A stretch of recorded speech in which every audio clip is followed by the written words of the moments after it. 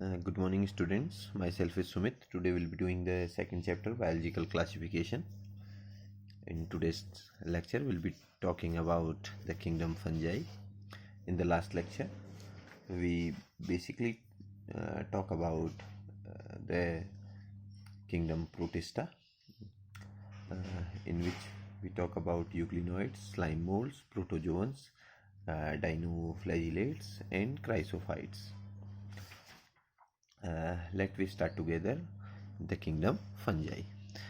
As we know that the members of kingdom fungi, all the organisms belonging to kingdom fungi, are heterotrophic in their nutrition. They are always dependent for their food for other animals and plants. These are usually the link between plants and animals. The fungi is a connecting link between plants and animals.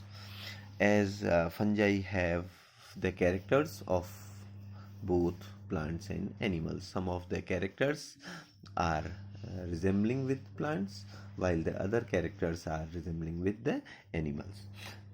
For example, the fungi bears a cell wall, and the cell wall is the characteristic feature of plants. But in plants, the cell wall is made up of cellulose, while in fungi, the cell wall is made up of chitin. The another character which resemble to animals is they are heterotrophic in their nutrition, while the plants are usually autotrophic in their nutrition. That is why the fungi usually is a heterotrophic organism. They may be unicellular or multicellular. The yeast, which is a very important fungus, Saccharomyces is the scientific name, is unicellular, while the other fungus are multicellular and filamentous, like Puccinia. The fungi are cosmopolitan in their distribution. They are present in almost everywhere. They um, are present in water, soil, and on air, and on other animals and plants. The aerophytes are present, which is present in air, is present on the boundary walls, or जो electricity के wires होते हैं उनमें पाए जा सकते हैं. Some of the fungi are present in water, some other are present in soil, like the common mushrooms. The mushrooms are present in soil and on dead organic material, while the other are present on other animals. They are parasitic in nature or plants. If the fungi are multicellular, their body may be, if the fungi, either it is unicellular or it is multicellular. If it is unicellular, it is, a common example is yeast. But if it is multicellular, it may be septate or aseptate.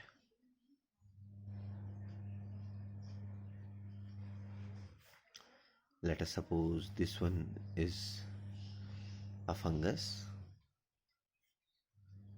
and it is made up of many cells, so it is multicellular in nature, and this cross wall is known as septa. The cross wall which can separate this cell from this cell, the cytoplasm of this cell from the cytoplasm of this cell, is known as septa or cross wall. If septa is present, the fungus is septate fungus, and this one is the characteristic feature of higher fungus, higher fungi, while aseptate means this one is also multicellular, but there is no A for absent, septate for septa. There is no septa. So there is no septa. So if there is no septa, there is nucleus as well as cytoplasm of the cell, but it is not separated through the septa. So it means it will become multinucleate, having the common cytoplasm, and such mycelium is also known as cenocytic, and this is present in lower fungi. Whenever the mycelium is aseptate, whenever the mycelium is cenocytic, it is the characteristic feature of lower fungi, like the members of Myxomycetes. And while the septate mycelium is the characteristic feature of higher fungi, which belongs to Ascomycetes, Basidiomycetes, or Deuteromycetes. So again, the multicellular fungus are filamentous. The body consists of a long cylinder thread-like structure called hyphae. Whenever you are looking at the structural organization or the body structure of a fungus, so let us suppose this one is a thread-like structure. This one is hyphae. The single thread-like structure is called hyphae, and but within the fungal body there is thousands of hyphae which get tangled, उलझे हुए आपको hyphae मिलेंगे. There are millions of hyphae got together in a tangled mass, and this network or this tangled mass of hyphae is known as mycelium. Means अगर आप इसमें से एक single thread निकाल देंगे तो वो हाइफी है, और ये टेंजेंट मास ऑफ माइसीलियम जो है, सॉरी हाइफी जो है वो माइसीलियम है. तो जब भी हम फंगस की बॉडी को देखेंगे, it is made up of hyphae and mycelium when the body is multi cellular. Hyphae, the network of hyphae is called mycelium. Hyphae without septa and filled with multinucleated cytoplasm is called cenocytic mycelium. Cenocytic मैं आपको बता चुका हूँ, and mycelium में भी septate और aseptate ये भी मैं आपको बता चुका हूँ. This one is again the important feature. The cell wall of fungi are composed of chitin and polysaccharides. देखिए ये हमने देखा था कि cell wall, the presence of cell wall is usually a plant character, but the cell wall of plant is usually made up of cellulose. But in fungi, the cell wall is not made up of the cell wall is present, but it is not made up of cellulose. In spite, it is made up of chitin. Chitin is usually an animal product. That is why आपने देखा होगा कि mushrooms जो कि fungus fungi को belong करते हैं, कई लोग इस मशरूम्स को नॉन वेज भी मान लेते हैं, या कई लोग कहते हैं कि इसका टेस्ट जो है वो नॉन वेज की तरह आता है, क्योंकि दो ऐसे फीचर्स हैं. जैसे रिज़र्व फूड की बात भी अगर मैं करूं, तो फंजाई में जो रिज़र्व फूड होगा वो ग्लाइकोजन होगा.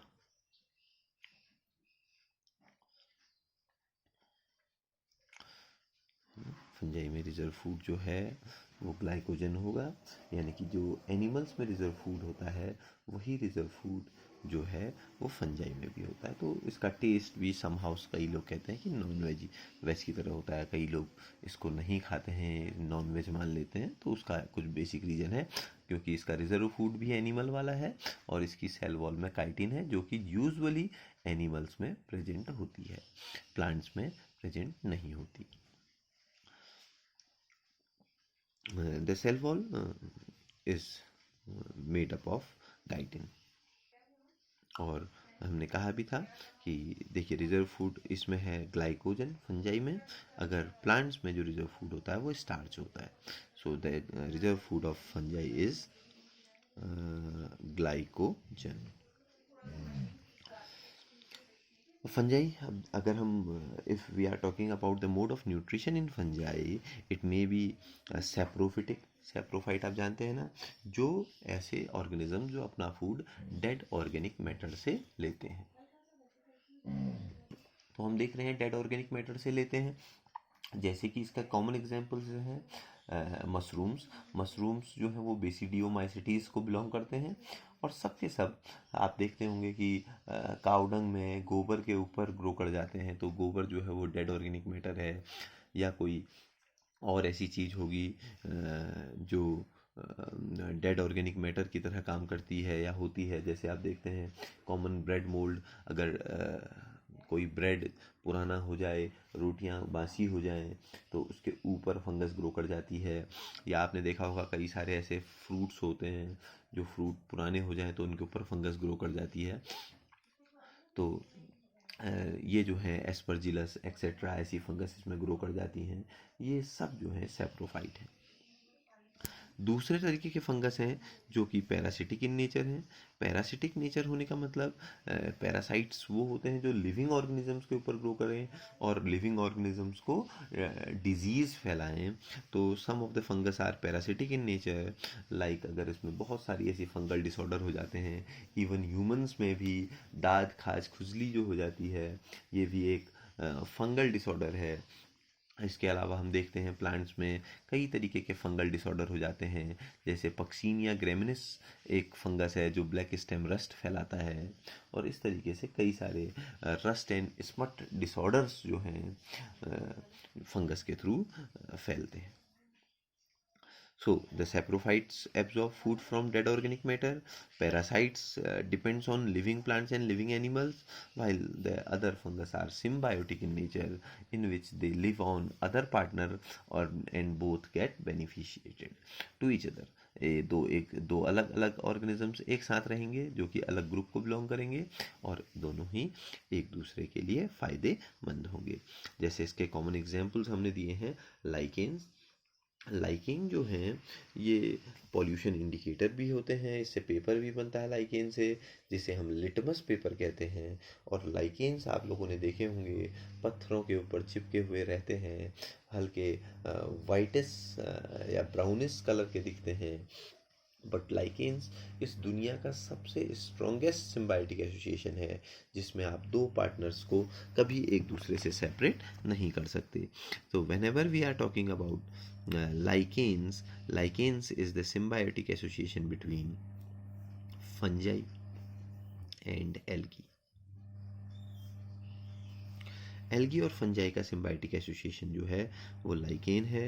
इसमें फंगल पार्टनर को हम बोलते हैं माइकोबायोन्ट, और एल्गल पार्टनर को हम बोलते हैं phycobiont. Phycology is the study of algae, mycology is the study of fungi. So इसमें दो पार्टनर हैं, mycobiont fungal partner and phycobiont algal partner. Algal partner इसमें बहुत कम अराउंड 10% होता है, और फंगल पार्टनर बहुत ज़्यादा 90% होता है। इसलिए आपको लाइकेन हमेशा फंगस की तरह दिखेगा, उसका कलर आपको ग्रीन नहीं दिखेगा जनरली, वो वाइटिश होगा या ब्राउनिश होगा, लेकिन उसमें कुछ अमाउंट में एल्गल पार्टनर भी रहेगा। दोनों फ़ायदा पहुंचाएंगे। एल्गल पार्टनर फोटोसिंथेसिस करेगा, फूड बनाएगा अपने लिए भी और फंगस के लिए भी, और फंगल पार्टनर उसे स्पेस देगा अपने में रखने के लिए। ऐसे ही एक और कॉमन एग्जांपल है mycorrhiza. Mycorrhiza is the symbiotic association between fungi plus roots of higher plants. तो हायर प्लांट्स की रूट्स के साथ एसोसिएशन माइकोराइजा बनाती है। जैसे कि इसमें हम कई सारे प्लांट्स देख लेते हैं हायर प्लांट्स, और माइकोराइजा रूट जो है ये नाइट्रोजन फिक्सेशन में हेल्प करती है। तो फंगल रूट को एब्जॉर्प्शन, उसमें वाटर और बाकी सारी चीज़ों के एब्जॉर्प्शन में भी हेल्प करता है, और साथ में फंगस को रहने के लिए और फूड जो है वो प्लांट प्रोवाइड करता है। इसके अलावा हमने कहा बहुत सारे इसके इकोनॉमिक इम्पोर्टेंस भी हैं, लाइक यीस्ट। यीस्ट आप जानते हैं, इसे बेकर्स यीस्ट भी हम बोलते हैं, सैक्रोमाइसिस। तो ये जो पूरी जो बेकरी इंडस्ट्री है, ब्रेड इंडस्ट्री, ब्रेड मेकिंग है, या जो ये बियर वाइन इंडस्ट्री है पूरी बिहेवियर्स वाली, ये सब जो हैं यीस्ट पे ही डिपेंडेंट करते हैं। इसके अलावा अगर हम बात करें पक्सीनिया, जो कि तो यीस्ट जो है एक सेप्रोफिटिक फंगस भी है, पक्सीनिया पैरासिटिक फंगस है। ये हमने कहा एक डिजीज़ फैलाता है जिसे हम black stem rust of wheat कहते हैं, रस्ट डिजीज है वीट में, तो वीट की फसल को बर्बाद करता है।